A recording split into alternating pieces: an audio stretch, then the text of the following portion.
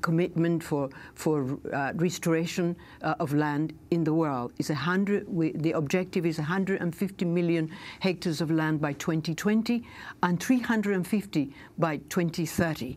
So what is the difference between reforestation and restoration? Is that restoration includes and is and works together with communities, and it is to improve the livelihood, to improve security, to improve water, to improve. So each one of those communities and those different countries will have a say as to it is. And what we did is that in Brazil at the Rio +20, we had 20 million hectares that were pledged. Among those were 15 by the US, and President Obama spoke about it in his speech yesterday.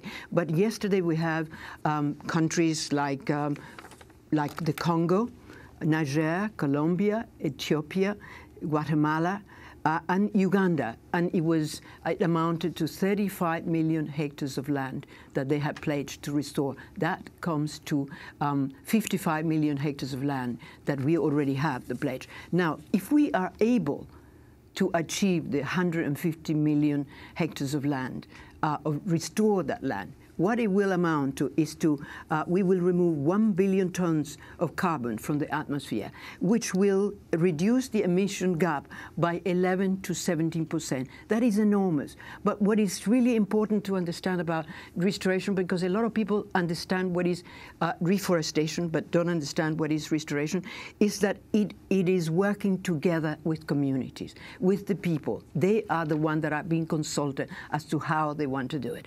And you were asking about, for example, Brazil, even though the government has not done, that is in the Rio +20 we had the Mata Atlântica of Brazil that made a pledge, and it is a combination of government, business, and private sector. So it's not only governments that can make a pledge. You can have a pledge as well by landowners and by business and people who are owners of land.